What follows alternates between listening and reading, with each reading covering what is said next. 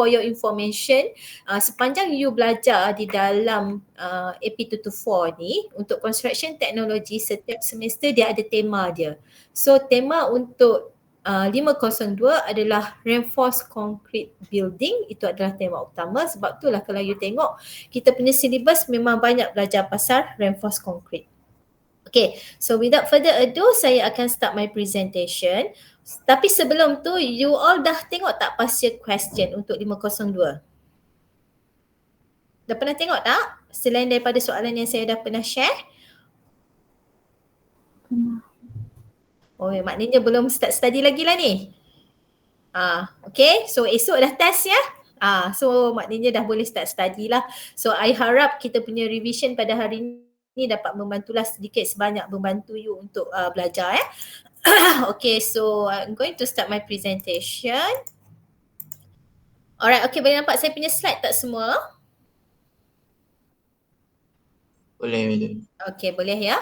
Alright, okay, so BQS 502 kita punya final test adalah esok pada 18 Januari pada pukul 4 hingga 6 petang. Untuk 3C dedicated room you adalah dekat B223 ya. So you tak akan campur dengan group lain sebab group 3A dengan 3H dia akan combine lah di dalam satu hall. Tetapi untuk you kita memang dedicate satu bilik untuk you all sahaja. Okay, masa adalah 4 hingga 6 ya. So kena make sure semua orang datang lah kalau boleh sebelum pukul 4 sebab kita nak arrange for the seating dan juga pembahagian kertas soalan. Okay, for information soalan ni akan dilakukan secara serentak semua kelas akan buat secara serentak termasuklah dengan kampus kontes samarahan dan juga kontes Seri Iskandar. Dan saya recap balik tentang BQS 502 punya assessment. So untuk test ni dia akan cover sebanyak 50% lah. Maknanya kita ada 100 total marks. So kita akan convert menjadi 50%. And then your submitted assignment together with your presentation. Video presentation is consists for 40% and then you have one tutorial. Itu adalah 10% dan total passing mark adalah 50%. Okay, so itu adalah pecahan untuk 502. Okay, so untuk BQS 502 semester ini kita cover sebenarnya sebanyak 9 topik lah. So kita akan tengok satu persatu topik yang kita dah belajar. So it's just a quick refreshment untuk you ingat balik apa yang kita dah belajar sepanjang 14 minggu ini . Alright, kita bermula dengan topik kita yang pertama which is on the topic of basic structural theory and concept. Kalau you still remember di dalam first topic, in first class kita belajar pasal a theory of structure. Okay, so theory of structure, I ask you what is structure. Okay, structure ni apa, the basic concept of structure, siapa yang design the structure. Siapa design structure? Is in engineer. So macam mana engineer design the structure, selalunya dia akan tengoklah forces that being imposed to the building. So bila cakap pasal forces ni selalunya dia berkait rapat dengan load lah. Okay, so kita kena tahulah. So di dalam lecture number 1 ni kita akan tengok ya, what is the theory of the structural. Bila cakap pasal theory of the structural, you still remember about the principle of equilibrium. Okay, so itu yang kita belajar ya. Sebab apa-apa bila engineer design the structural, selalunya dia akan sangat berkait dengan principle of equilibrium. Okay, so next selain daripada itu juga kita tengoklah the type of forces that be imposed in the building.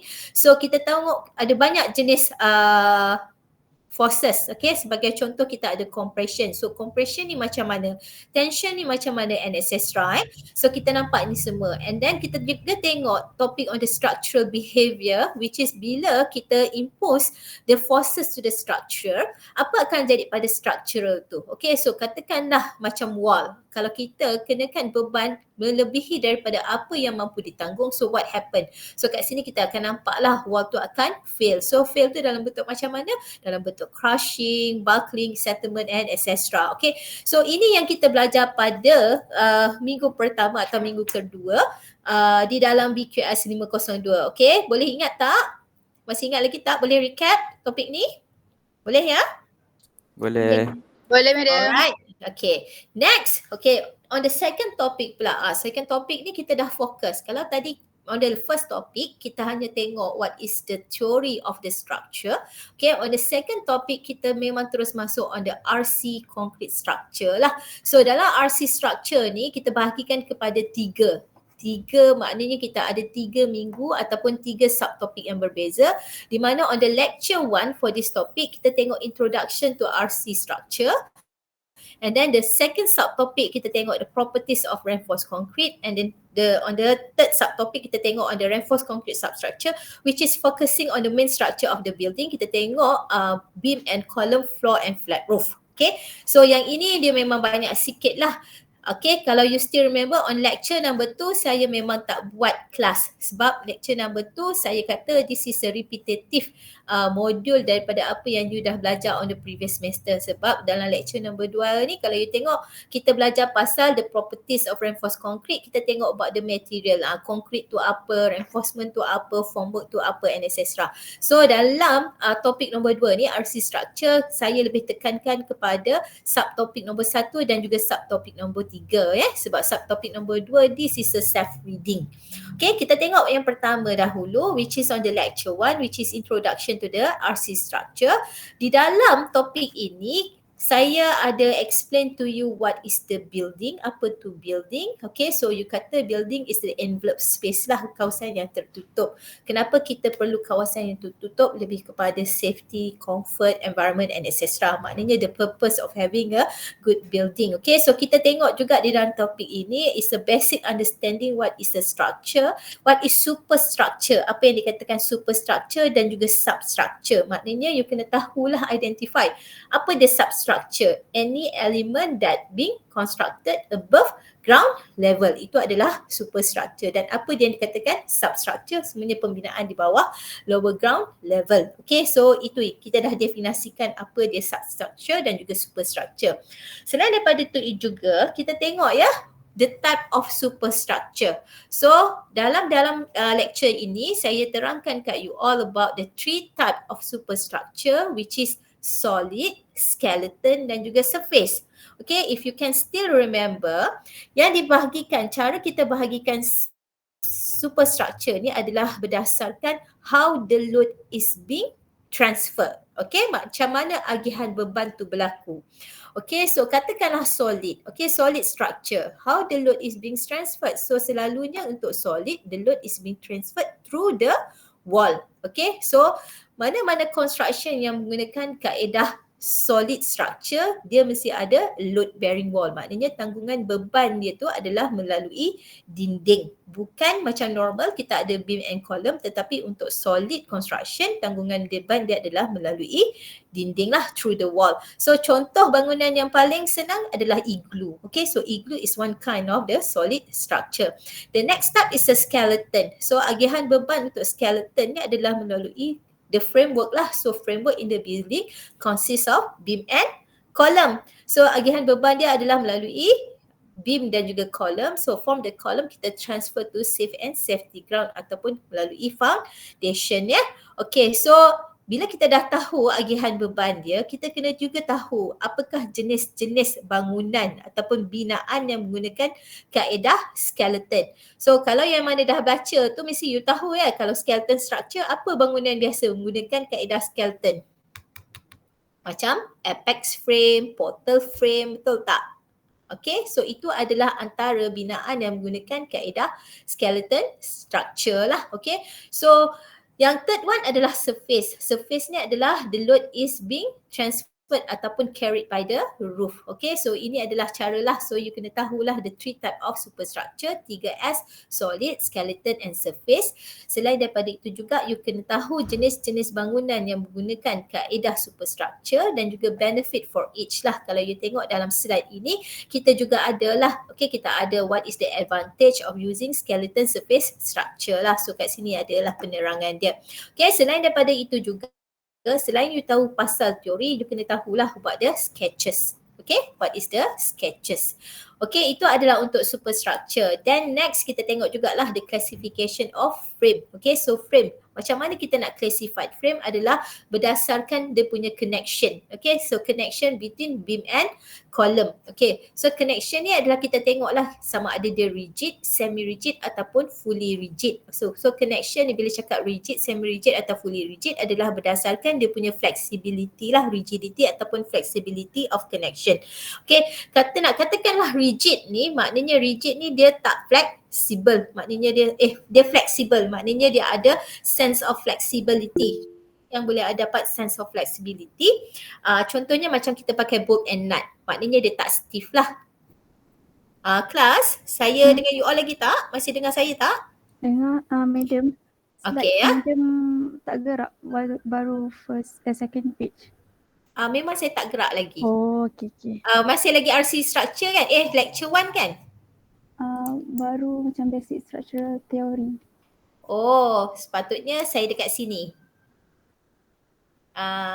Sini. Okay, slide nombor 4. Oh, tadi kalau saya buat presentation tak gerak Okay, so saya buka line balik kejap kejap tau. Alright, okay, saya share semula. Ataupun mungkin saya pakai PDF code.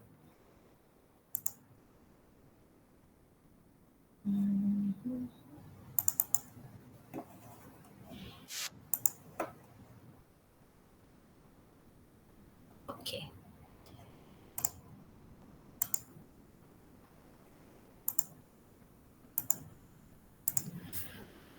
Alright, okay, boleh nampak saya punya slide? Boleh. Alright, okay, sebab tadi saya perasan kalau saya pakai PowerPoint, selalunya saya punya slide mesti tak bergerak. Okay, so sekarang saya tukar pakai PDF lah. Okay, so itu adalah untuk lecture number 1. Okay, so dalam lecture 1 kita juga tahu pasal the classification of frame. Maknanya how we classify the frame adalah bergantung dengan cara connection dia, sama ada dia rigid, semi-rigid dan juga fully rigid. Okay, and then next kita juga tengok the choice of structural material. Okay, the choice of structural material ni maknanya kita tengok the selection between concrete versus steel. Okay, so kat sini kan kita belajarlah apa kelebihan concrete structure berbanding dengan steel structure lah. So kita juga tengok the factors influencing the choice of material. Kenapa as a designer kita memilih lah bahan apa yang kita nak gunakan, sebab two of this masing-masing ada kelebihan, advantage dan juga disadvantage dia ya. Okay, itu adalah untuk lecture number 1. Okay, so I think you still remember yang ini memang kita ada face to face class. Alright, so you boleh recap balik lah. Okay, so untuk lecture number 1 ni memang antara favorite subject, favorite topic yang selalu ditanya lah.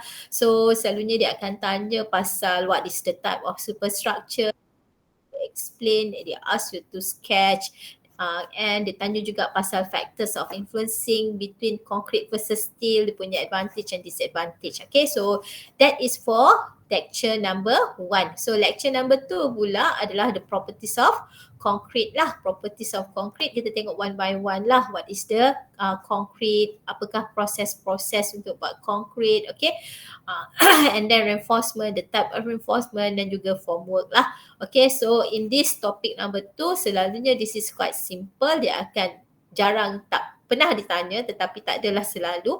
Tetapi bila when it come with question yang keluar dalam topik number 2, selalunya it come together with the sketches. Okay, and then next, okay, yang ini yang banyak sedikit lah yang kita belajar. We focus more on this topic which is on the lecture number 3. Kita tengok the construction of beam and column. Kita tengok dari segi definasi apa tu beam atau apa tu column. Masing-masing dah kenal beam dengan column kan. So beam is a horizontal structure yang menanggung, column pula adalah vertical structure yang menanggung beban.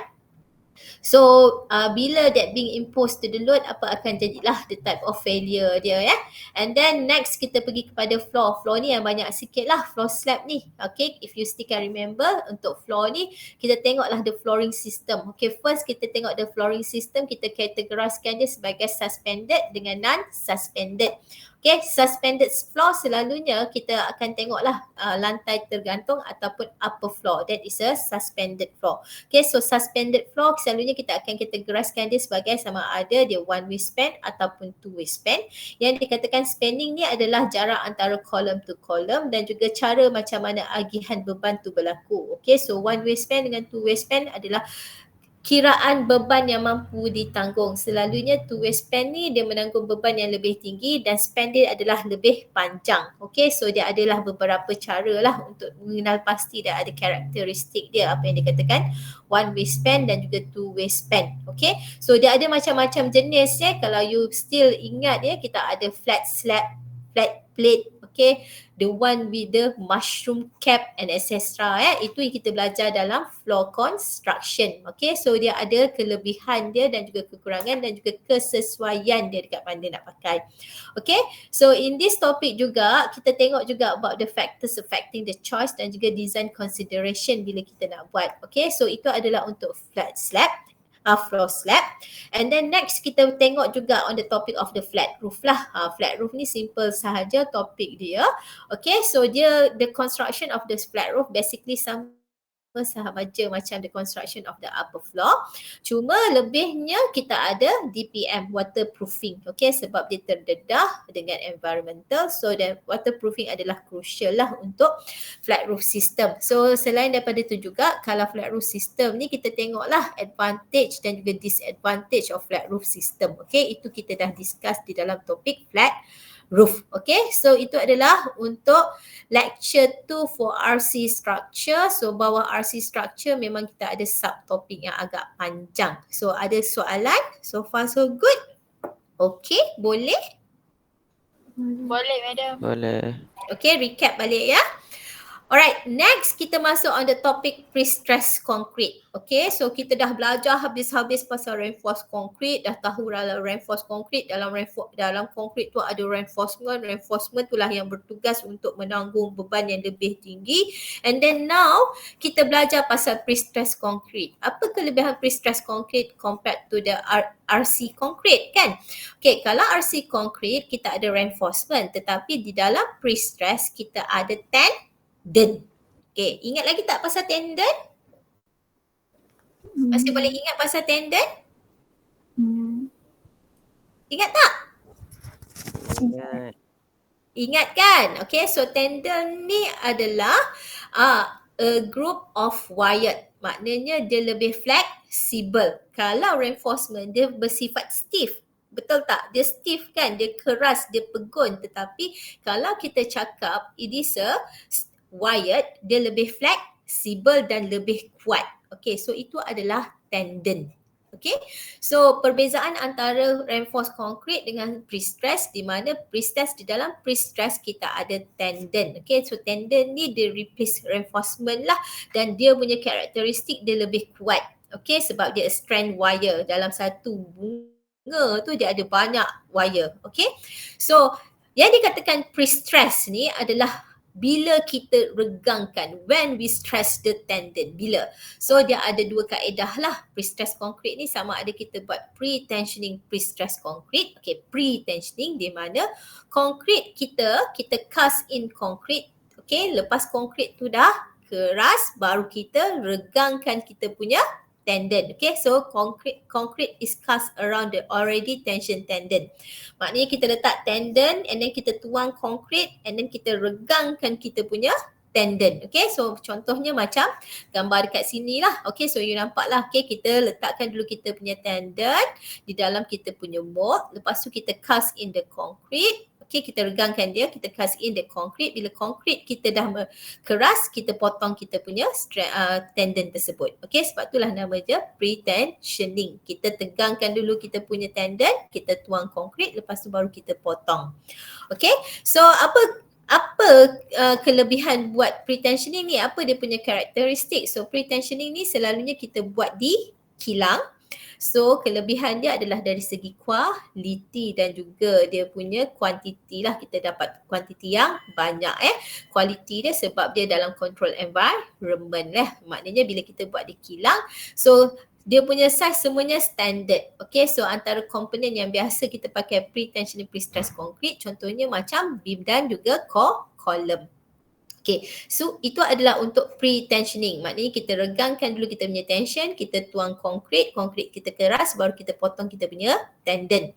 Kaedah yang kedua adalah post-tensioning. Post-tensioning ni berbezalah, dia vice versa lah. Okay, maknanya kita buat dulu concrete, Okay, konkrit tu dah keras, baru kita masukkan tendon and then kita pump in the grouting, lepas tu baru kita potong kita punya tendon. Okay, so selalunya untuk post tensioning kita buat dekat side. Okay, kita akan apply dan juga buat dekat side. So dia punya size adalah lebih besar lah sebab dia tak ada isu transportation. Okay, so dalam topik pre-stress concrete ni juga you kena tahulah the sequence of work. Apa tu sequence of work yang macam saya share dalam slide ni lah, dia ada point-point, maknanya cara kerja satu persatu sequence of work to conduct the pre-stress concrete. Okay, so dia ada advantage dan juga disadvantage.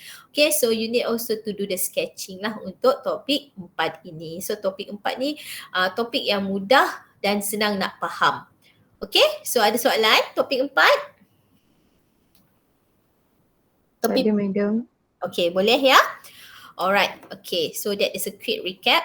Next, kita masuk on the steel structure lah. Okay, so steel structure ni sebenarnya is a continuity apa yang dah kita belajar dalam topik nombor 2. Dalam topik nombor 2, kita buat comparison between concrete dengan steel, betul tak? So, di dalam topik 5 ni kita tengok dengan lebih mendalam apa itu steel structure. So, kita tengok juga dari sudut advantage dan juga disadvantage. Since steel structure ni dikatakan as a dry construction, advantage paling utama is because dia adalah construction yang lebih cepat and then dia buat dekat kilang. Tetapi antara disadvantage utama dia adalah apa dia? Disadvantage dia.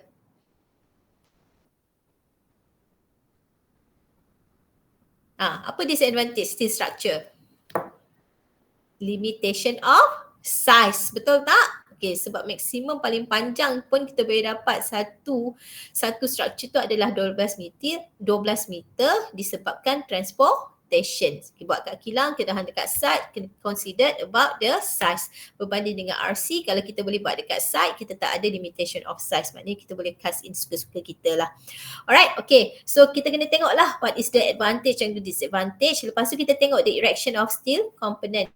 Sebab this is assemble on site, maknanya tak ada construction dekat site, hanya kita kena tahu macam mana kita nak erect. So selalunya erection of steel component ni menggunakan crane lah, sama ada kita pakai tower crane ataupun kita pakai mobile crane untuk erect dia. Okay, bila dah erect, kita kena tahulah how we do the connection. Okay, connection ni selalunya kita akan connect dia menggunakan kaedah bolt, welding dan juga rivet. Okay, so ni lah macam mana kita buat connection between the structure ni lah, sama ada kita buat pakai bolting, welding ataupun rivet. Okay, so that is how we do the connection lah. Okay, selain daripada tu juga kita kena tahu juga connection between the members, maknanya connection between base connection. Okay, base connection ni macam mana kita nak connect kita punya column dengan foundation. So, kita kena tengok juga beam to column connection, daripada beam dengan column macam mana kita nak connect dia. And then kita ada column splicers, kita ada beam to beam connection. Okay, antara topik yang penting juga di dalam steel structure is the fire protection. Okay, macam mana kita nak protect kita punya fire, kita punya steel ni daripada fire. Sebab kita tahu bila kita buat comparison between concrete dengan steel, steel ni dia kalah dengan api. Maknanya dia lemah lah dengan api. Maknanya takat lebur dia adalah sangat tinggi. Maknanya dia senang melebur. Dan bila dia melebur tu dia akan mengeluarkan isu safety lah. Maknanya all the occupant ni bila duduk dalam steel structure building, kalau lah berlaku kebakaran, diorang macam mana nak selamatkan diri. Sebab kalau you tengok kalau kilang tu terbakar, dia memang terus habis semua. As compared kalau shop lot yang diperbuat daripada reinforced concrete, you masih boleh nampak tiang, beam, wall. Maknanya dia tak, kalau terbakar dia tak runtuh secara keseluruhan. Okay, so kita tengoklah method of fire protection. Kita boleh pakai concrete, kita boleh pakai board protection, sprinkler protection and etc. So ini semua topik ni semua kita boleh tengok di bawah topik nombor 5. Okay, so ada soalan topik nombor 5? Okay. Next, kita tengok the favorite topic of all lah di dalam semester ini. Topik yang paling favorite sekali yang memang akan setiap semester ditanya adalah topik IBS. So untuk kelas you all, I rasa topik IBS tak ada masalah lah sebab dah belajar dengan pakar kan, dah pergi CIDB kan. So tak ada masalah untuk topik ini. Alright. So di bawah topik IBS, apa yang penting ya, kita kena tahulah what is the characteristic of IBS, apa yang dikatakan IBS dari segi definasi dan juga ciri-ciri IBS tu sendiri. Alright. So kita tengok juga the benefit of IBS to the construction industry. Apa kelebihan dia? Okay, so selalunya orang kaitkan dengan fast construction yang lebih cepat, okay, construction yang lebih kemas, okay, kurang tenaga kerja and etc. Okay, so itu semua adalah benefit of IBS. Okay, so di dalam topik ni juga kita kena tengoklah the type of IBS. So kalau selalunya the type of IBS, kita akan tengok category of IBS that being categorized ataupun classified by the CIDB. So CIDB classified IBS dia ada 6 jenis. So you kena tahulah setiap satu dan apakah ciri-ciri dia. Okay, so itu dia adalah untuk topik IBS. And then kita juga kena tahulah about the modular coordination. Okay, so itu adalah di bawah topik IBS. So ada soalan tak untuk topik IBS ni? Madam nak tanya. Ya. Yang modular coordination tu dia macam mana sebenarnya? Alright, okay, so modular coordination ni, okay, kita tahu IBS ni semuanya a precast component, betul tak? Kita buat dekat kilang kan? Okay, kilang A, kilang B, kilang C. Kat Malaysia ni ada berapa banyak kilang buat IBS? Ada banyak. Dekat Nilai ada berapa, dekat Dengkel ada, kat mana-mana ada. Setiap kilang ni dia keluarkan komponen dia sendiri. Okay? So kilang A keluarkan komponen untuk wall. Kilang B keluarkan komponen untuk beam. Kilang C keluarkan komponen untuk wall, beam, column ataupun apa-apalah. So, kesemua komponen ni dia ada sertifikat dia sendiri, betul tak? So, when it come to the site ni dia akan pakai wall daripada company A, column daripada company B dan juga beam daripada company C. Ketiga-tiga komponen ini dia dikeluarkan daripada kilang yang berlainan, tetapi ketiga-tiga komponen ni mestilah boleh integrate with one another. Okay? Sebab dia adalah daripada company yang berbeza. Isu utama dia, kalau dia tak boleh nak integrate dekat site, dia tak boleh bersambung dengan sempurna. Macam you main Lego lah. Betul tak? Kalau gigi dia tak kena, maknanya you pakai Lego. Satu memang betul-betul brand Lego yang mahal. Satu lagi you beli Lego dekat DIY. Tapi bila you nak try mix and match kan dia, nak kahwinkan dia, agak-agak boleh tak? Boleh tak? Boleh. Tak boleh kan? Sebab gigi dia berbeza kan? Macam tu juga dengan konsep modular coordination. Dia kena coordinate all the modular component ni. Maknanya bila datang dekat site, kita kena pastikan komponen ni, surat beranak dia ni, surat beranak from each component ni, dia boleh kahwin bersama. So inilah tugas designer. Tugas designer bila dia nak buat satu bangunan, bila dia nak decide which component nak pakai, dia kena tengok dia punya siri-siri dia tu. Siri A boleh tak kahwin dengan siri B? Okay, kilang A ni, komponen kilang A ni boleh tak kahwin dengan kolom kilang B. So itulah nama dia modular coordination. So dia ada siri-siri dia lah. Okay, so modular coordination ni lah merupakan how we design, macam mana kita design the IBS building ni, kita kena tengok berdasarkan dia punya modular coordination. Okay, boleh ya? Boleh madam. Thank you madam. Okay, so itulah dia modular coordination. So kita kena faham sebab IBS ni, sebab dia adalah a precast component, komponen-komponen yang berbeza, tapi bila nak integrate menjadi satu sistem, the integration itulah memerlukan a modular coordination. Oh, hari tu terlupa nak tanya masa kat CIDB. Alright, okay, itu adalah di bawah topik nombor 6. Topik nombor 6 ni memang favourite. Okay, so you baca lah. Okay, sebab dia senang nak faham. And then untuk you punya kelas pun lebih advantage sebab you dah pergi dekat CIDB, sepatutnya lebih faham. And then you boleh goreng apa dah masalah dia, apakah ciri-ciri dia. Maknanya topik ni memang senang lah sikit. And then next kita pada topik building enclosure. Okay, so building enclosure ni dia ada dua lah. Dia ada dua main lecture which is on the wall dan juga roof. So bila di dalam topik wall ni kita lebih fokus kepada wall cladding system lah. So you kena tahulah apa tu sebenarnya wall cladding system. Yang dikatakan cladding system ni adalah penutup bangunan selain daripada jenis yang konvensional. Jenis konvensional tu yang macam mana? Macam yang sekarang ni lah, kita pakai brick wall, concrete wall, timber wall and etc. So yang ini kita pakai cladding wall. So cladding wall ni dah ada macam-macam jenis lah ya. So ada yang diperbuat daripada glass, ada yang diperbuat daripada metal. Okay, so itu adalah cladding system.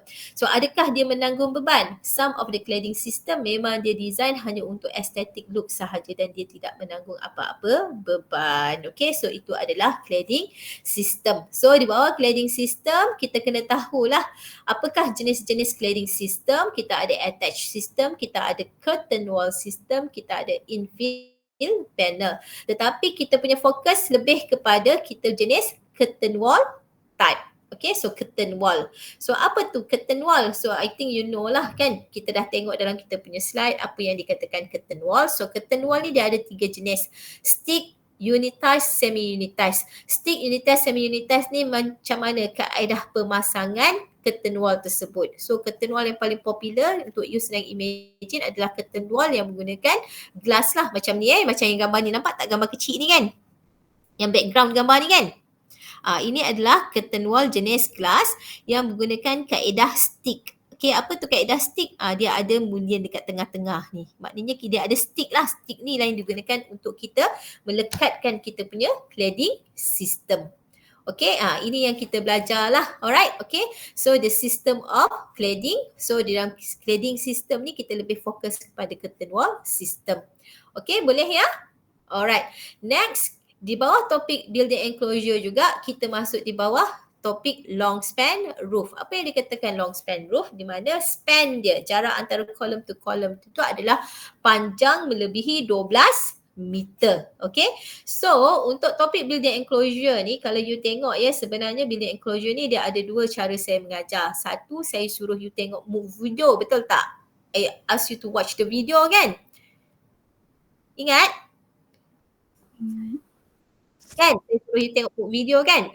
Dalam video tu sebenarnya lebih kepada general introduction sahaja. Okay, so you kena tengok dua-dua. Bila you nak study topik ni, you kena tengok dua-dua. So video pun you kena tengok, lecture slide pun you kena tengok. Okay, so you kena tengok lah. First you kena tengok on the design consideration. So kalau you tengok ya, bila kita nak design roof ni, apa consideration yang kita perlu tahulah. So dari segi aesthetical dia ataupun architectural dia, dari segi structural dia mestilah kuat menanggung beban. So beban apa yang selalu ada dekat roof. Dari sudut environment dia mestilah kuat untuk menanggung weather. Okay, so weather adalah terdiri daripada hujan, salji, lepas tu kita ada thermal and etc.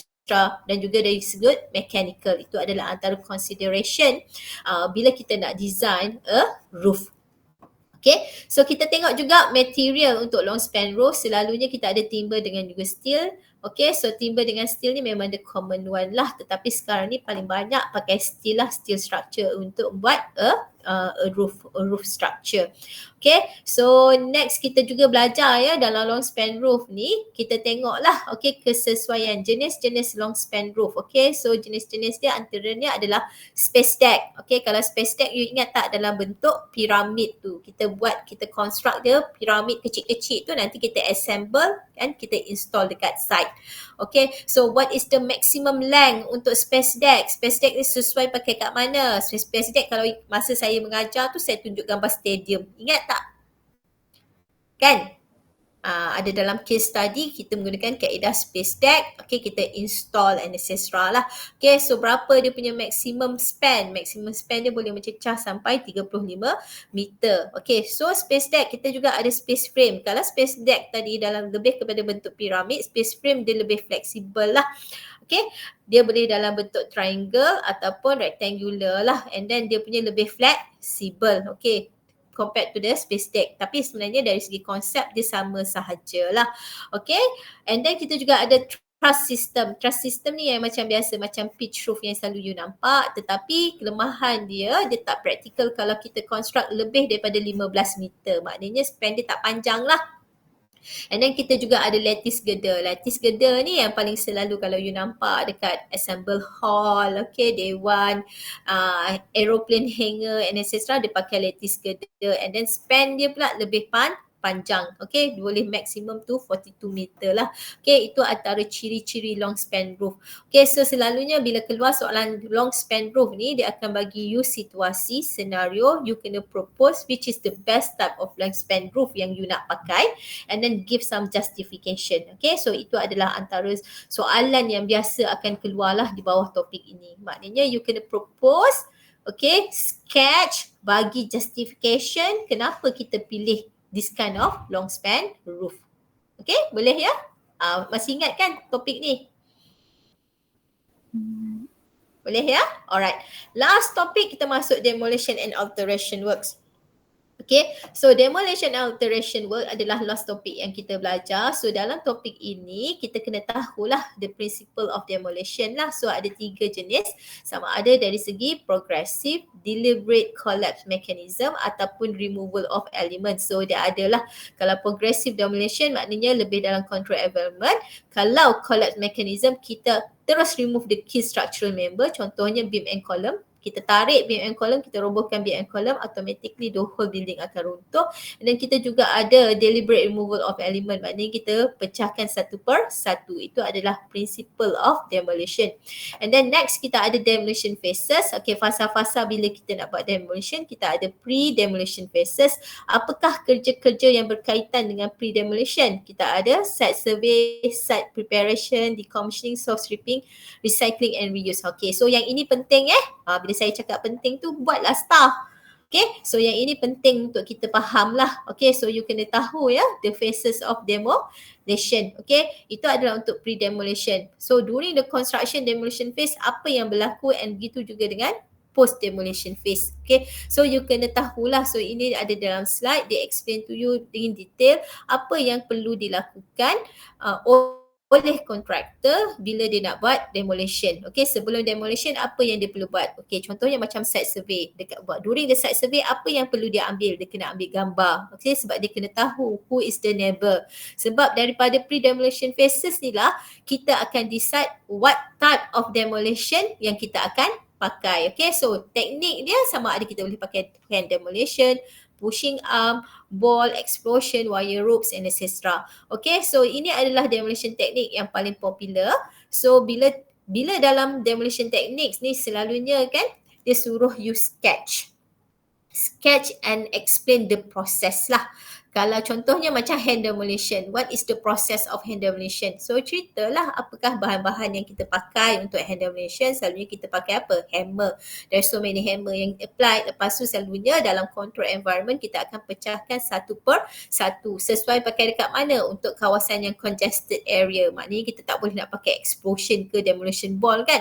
Kawasan yang congested kita tak boleh pakai demolition dengan explosion ataupun wire rope, sebab yang ini uncontrolled demolition. Maknanya bila pecah tu bersampai boleh menyebabkan isu safety pula. Okay, so bila kita nak control environment, sama ada kita boleh pakai hand demolition ataupun pushing arms. Okay, so you kena tahulah, come together with the sketches and justification. Okay, itu adalah untuk 9 topik yang kita dah belajar pada semester ini.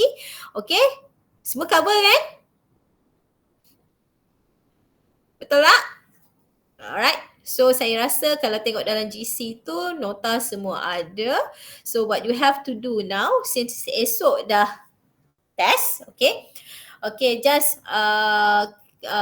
buat dah dalam set a group lah, group to study, buat fokus dalam topik, antara topik yang beberapa topik saya rasa saya dah highlight kat you beberapa topik yang penting, contohnya macam IBS ni, and then topik demolition. Okay, itu antara topik-topik yang penting lah. Topik number 1 ni topik yang ini, introduction to RC structures, ini memang selalu ditanya. Okay, so fokus antara mana-mana topik yang saya katakan penting tu. Kalau you sambil mendengar ni, you jot down the notes, apa yang saya cakap, I give you some of the tips, you boleh tengok. Okay, fokus dekat topik tersebut. Okay, now kita tengok sample of past year exam question Okay, so kita dah tahu topik, now kita tengok ya. Okay, so soalan ada 3, jawab semua. Okay, nampak macam senang aja, 3 je, jawab dalam 2 jam macam boleh. Tetapi kena ingat 3 bukan sebarang 3 tu ada anak-anak. Okay, secara keseluruhan mungkin Kata 3 sebenarnya ada 10 soalan. Okay, 10 soalan untuk you jawab dalam masa 2 jam, termasuklah some of the question required you to do sketching. Okay, so question number 1, 40 marks, selalunya is a mixed topic, adalah topik kahwin. Okay, so topik kahwin sama ada IBS dengan pre-stress ke, IBS dengan long span roof ke and etc. It depend. Okay, selalunya topik number 1 ni they give you a scenario and then dia akan ask you one by one. And di dalam soalan ini selalunya dia akan bagi you satu soalan di mana dia suruh you propose. Okay, propose lah, maknanya you kena propose. Bila ada soalan propose, selalunya it come together with the sketches dan juga justification. Okay, itu adalah untuk question number 1. Okay, so kalau you tengok memang banyak ya question number 1 ni. Okay, 1 ada 1, 2, 3, 4 soalan. Okay, banyak tau. Siap kena sketch lagi, ada 4 soalan. And then question number 2. Question number 2 sama ada boleh dari topik yang sama ataupun combine topik lah. Okay, so dia memang ada A dengan B and kadang-kadang dia ada A, B, C. Okay, bergantung. Dan juga question number 3 sama sahajalah. Kalau macam ni lagi kejam lah. Okay, question number 3 ni ada 4 soalan. So total ada berapa? Ada 10 soalan macam itulah lebih kurang. So saya rasa masalah paling utama ya bila kita jawab BQS 502 ni bukan sebab you tak baca, tak cukup study, tapi sebenarnya masa nak menjawab tu tak cukup lah sebab soalan terlalu banyak kan. But you know what? Okay, I wish you all the best. Okay, so kita dah cover, kalau tengok kat sini, insyaAllah Alhamdulillah all the topic is being covered. Kalau you betul-betul fokus, okay, insyaAllah you boleh menjawab soalan ini dengan lancar lah. Okay, saya doakan yang terbaik untuk you esok. So esok jangan lupa kita punya test adalah pada pukul 4 hingga 6 petang. Macam tadi saya pesan, okay, jaga masa you, jangan terlambat ya. Okay, so kelas yang jumpa esok adalah dekat B223. Tolong bawa your own foolscape paper. Okay, so ini macam test yang sebenar lah. Okay, so ada apa-apa soalan? Madam, saya ada soalan. Ya. Maksudnya madam untuk 3 soalan ni dia bukan masuk semua topik kan madam? Tak. Oh, lepas tu kan madam, kan madam cakap untuk SEM ni main topik tu dia pasal IBS kan? Bukan saya cakap kalau you buat analisis, memang selalunya question number 1 tu, okay, saya tak tahulah secara kebetulan ke apa ke, memang dari kalau you buat analisis previous semester, memang soalan number 1 mesti akan keluar soalan IBS. So macam kita tahu soalan number 1 tu adalah soalan utama kan, 40 markah kan? Betul tak? Ya, so bagi saya, kita ada 9, okay, confirm you tahu IBS mesti keluar. Okay, dah. Tinggal 8 lagi nak baca. Lepas tu dia cakap demolition nak keluar. Okay, ada lagi 7 nak baca. So pilihlah. Baca-baca yang mana you rasa penting. Kan? Okay madam. Boleh? Okay, thank you madam. Lagi? Ada soalan lagi? Madam, Ya. boleh ke share slide ni? Sekejap. Apa dia? Nak share, Madam share slide ni boleh ke? Saya share slide. Revision. Slide revision ni nak share dengan you all. Boleh. Kejap lagi saya share. Saya bagi kat Adam Okay, thank you Madam. Ada yang record tak Gmeet ni? Tak ada? Adam record. Nanti Adam share lah dengan kawan. Kadang-kadang ada yang terlepas pandang kan? Alright. Okay, so nanti saya share slide ni dengan Adam. So nanti tengoklah balik semula. Okay, so this is a totally last minute study lah.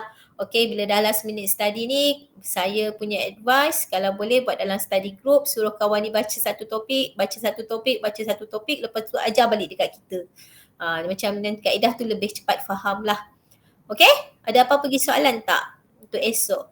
Ada siapa-siapa yang kalau ada apa-apa masalah, contohnya tertinggal bas ke apa, inform saya sebelum pukul 4 tu.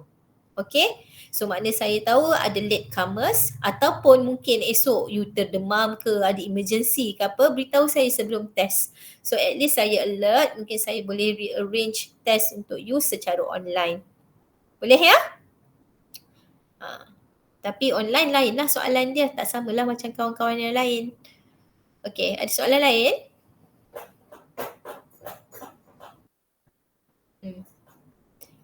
Nak minta tips, rasanya dah bagi banyak tips antara sedar tak sedar je. Sebab itulah saya suruh minta Kak Adam balik semula tadi apa yang saya cakap tadi. Okay, boleh ya? So kalau macam tu kita jumpa esok. InsyaAllah saya akan masuk sekejap dalam you punya bilik. Yang akan jaga you punya bilik tu adalah pengawas peperiksaan. Bukan saya lah, saya tak jaga. Tapi saya akan masuk sekejap untuk brief you about the requirement. Okay. Dan jangan lupa bawa full skate paper ya. Macam saya tadi saya dah cakap Okay, so kita jumpa esok insyaAllah. Good luck, all the best. Jumpa lagi. Assalamualaikum. Bye semua. Thank you, madam. Thank you, madam. Thank you, madam. Thank you, madam. Thank you, madam.